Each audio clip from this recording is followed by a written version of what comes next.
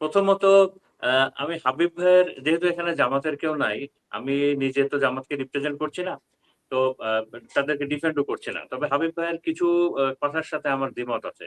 দ্বিমত আছে মানে আমি ব্যক্তিগতভাবে আমি জুলাই বিপ্লব এবং জুলাই আন্দোলনটাকে ধারণ করি, এবং জুলাই বিপ্লবের যে বাংলাদেশটা, আমি ওই বাংলাদেশটা চাই, এটা আমার একটা আকাঙ্ক্ষা। এবং আহ, ওই জুলাই বিপ্লবে যে বিষয়, এবং একই সাথে বিভিন্ন ভার্সিটিতে যে ইলেকশন গুলো হয়েছে, এটা ডাকসু হোক, রাকসু হোক, সকল ভার্সিটির যে ইলেকশন গুলো হয়েছে, এবং আমার হিসাবে ইলেকশন গুলো খুব ফেয়ার হয়েছে।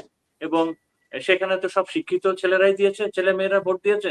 তো সেটাকে নিয়ে কোনো ধরনের কন্ট্রোভার্সি, আমার মনে হয় এটা কেউ কিন্তু কন্ট্রোভার্সি ঢাকা করতে চাইলে বিশ্ববিদ্যালয়ে অথবা চলে গেলেন, এটা এই নিয়ে অনেক বিষয়টাকে নেগেটিভলি ঢাকা বিশ্ববিদ্যালয় বলতে চাইলে সে তার নিজের ক্রেডিবিলিটিটা হারাবে।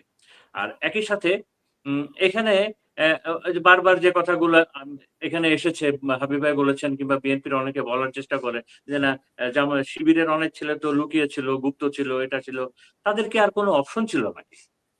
আপনি আমাকে বলেন তো, গত 10 বছরে যে কোনো ভার্সিটিতে আওয়ামী লীগের, ছাত্রলীগের ক্যাডাররা যদি কেউ জানতো যে অমুক একটা শিবির ছেলে আছে এই ভার্সিটিতে, তাকে কি তাকে কি বাঁচিয়ে রাখতো নাকি তাকে সুস্থ রাখতো?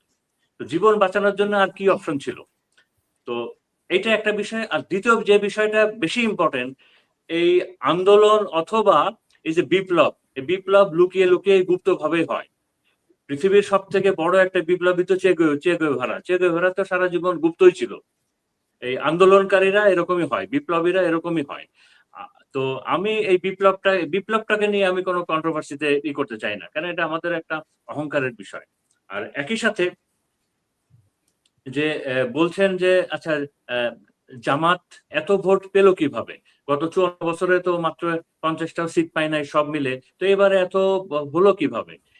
এবার হয়েছে কারণ হলো একটা জুলাই বিপ্লব হয়েছে, 16 বছরের একটা দুঃশাসন হয়েছে।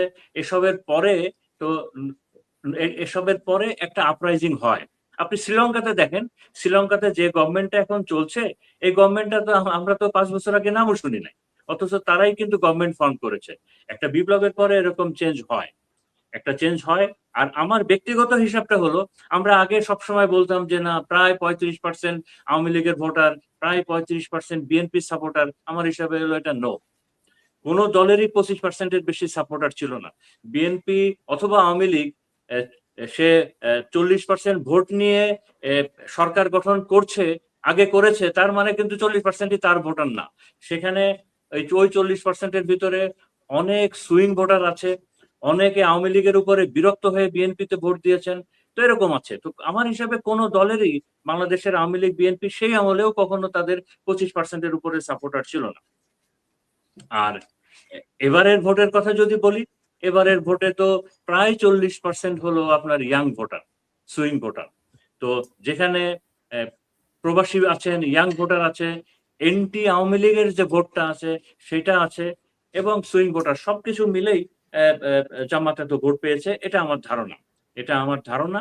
এবং একই সাথে আমি এটাও মনে করি যে আওয়ামী লীগ জামাতকে ভোট দেয় নাই, কারণ এর সাপোর্টিং এ আমার একটা বড়, এর সাপোর্টিং এ আমি যেটা বলতে চাই, আপনি কি ভারতের কোন পত্রিকা, তাদের কোন চ্যানেল, তাদের কোন বুদ্ধিজীবী, তাদের কোন টক শো, তাদের কোন গভর্নমেন্ট অফিসিয়াল কখনো কি দেখেছেন গত 1 বছরে তারা বলেছে যে তারা জামাতকে চায়, জামাতের ফেভারে কোনো কথা বলেছে? দেখাতে পারবেন না। ইন্ডিয়ান কোন পত্রিকা, কোন সাংবাদিক, কোন বুদ্ধিজীবী, কোন অফিসিয়াল, নোবডি, তারা সব সময় বলেছে যে তারা জামাতকে চায় না, তারা জামাতকে চায় না, তারা জামাতকে চায় না। তারা বিএনপিকে স্বাগত জানিয়েছে। তো এই কারণে আমি বলছি যে আওয়ামী সাপোর্টার যারা আছে, কোর আওয়ামী লীগ ভোটার যারা, কোর আওয়ামী লীগ সাপোর্টার যারা, তারা জামাতকে ভোট দেয় নাই, এ বিষয়ে আমার কোনো সন্দেহ নাই। এখন বিএনপির সম্বন্ধে, যে বিএনপির তারেক জিয়া শহীদ প্রেসিডেন্ট জিয়াউর রহমানের ছেলে, ম্যাডাম খালেদা জিয়ার ছেলে। তারেক জিয়ার উপরে সারা বাংলাদেশ তাকিয়ে আছে, এবং আমার ব্যক্তিগতভাবে তারেক জিয়ার উপরে অনেক কনফিডেন্স আছে যে উনি পারবেন। কেন বলছি? কারণ এই ইলেকশনের পরে উনি ভালো ম্যাচুরিটি দেখিয়েছেন, ভালো অ্যাটিচিউড দেখিয়েছেন, যে বিষয়গুলো অত্যন্ত পজিটিভ। বাট একই সাথে বিএনপি কিন্তু তার গত 50 বছরের ভেতরে সব থেকে টাফেস্ট টাইম এখন ফেস করতে যাচ্ছে এই সরকারে, কারণ চ্যালেঞ্জটা অনেক বেশি, চ্যালেঞ্জটা অনেক বেশি। এবং তার জন্য বিএনপিকে কি করতে হবে, প্রথমেই যেটা করতে হবে আমার হিসাবে সেটা হলো, আমি যদি বিএনপি এর আগে যে 3-4 বার সরকার চালিয়েছে তার ভিতরে র্যাঙ্কিং করি, সব থেকে পসিবিলিটি ওর্স পসিবল সরকারটা ছিল এই চারটার ভিতরে 2001 থেকে 6 যে সরকারটা ছিল। এবং আমার বিচারে ওই সরকারটা অতটা সফল ছিল না, অনেক প্রবলেম ছিল এবং অনেক এলিগেশনও ছিল। তো প্রথম কাজ যেটা করতে হবে বিএনপির, যে যে কারণে 2001 থেকে 6 সরকারটা নিয়ে অনেক কন্ট্রোভার্সি ছিল, অনেক এলিগেশন ছিল, এবং যে কারণে ওই সরকারটা ততটা সফল হয় নাই, ওই কারণগুলো এখনই অ্যাড্রেস করতে হবে যাতে করে ওইগুলোর কোনো রিপিটেশন না হয়। তার ভিতরে চাঁদাবাজি দুর্নীতি একটা ভয়াবহ বিষয় ছিল ওই সময়, আমরা দেখেছি এটা। তো ম্যাডাম খালেদা জিয়া নিজে প্রচন্ড আন্তরিক ছিলেন এই দুর্নীতির বিষয়ে, উনি প্রচন্ড আন্তরিক ছিলেন, বাট উনি হয়তো ওই সাপোর্টটা দল থেকে পান নাই।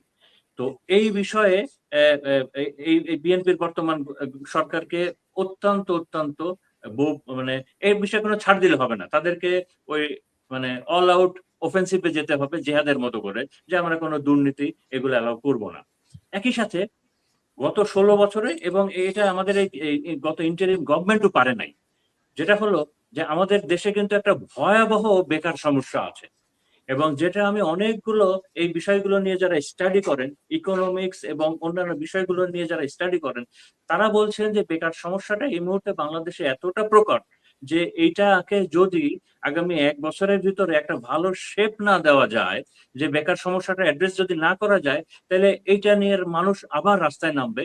এবং কাজ নাই, পেটে ভাত নাই, আপনি তাদেরকে দমাবেন কিভাবে?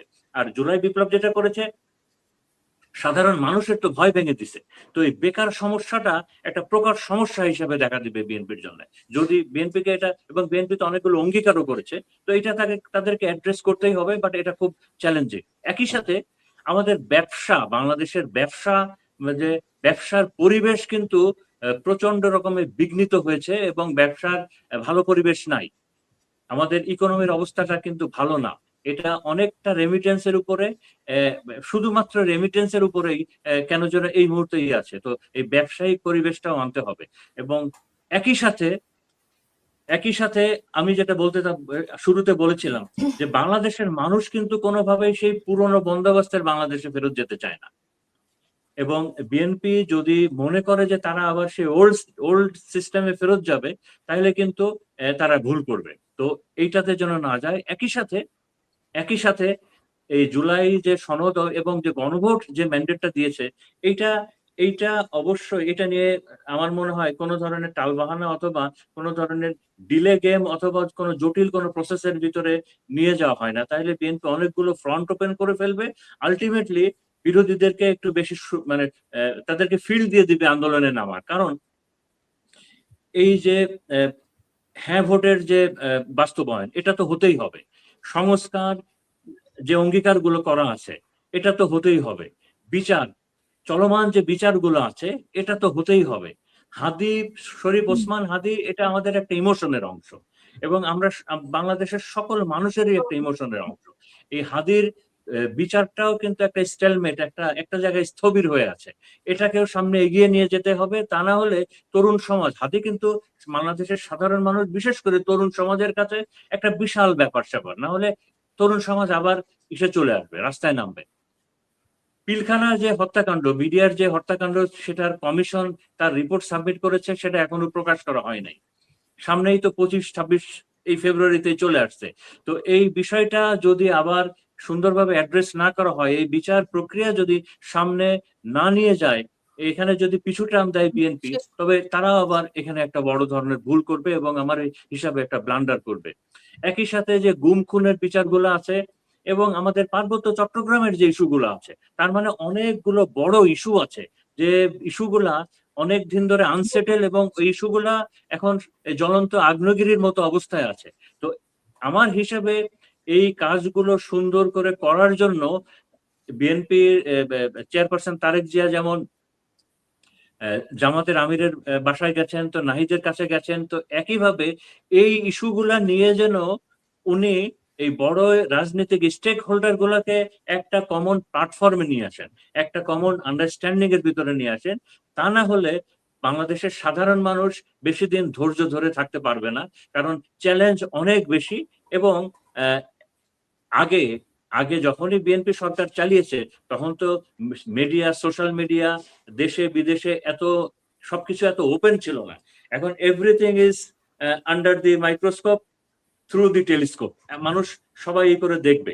তো এ কারণে এই চ্যালেঞ্জ গুলো অনেক বড় চ্যালেঞ্জ। তো এটা বলে আমি এখন শেষ করছি।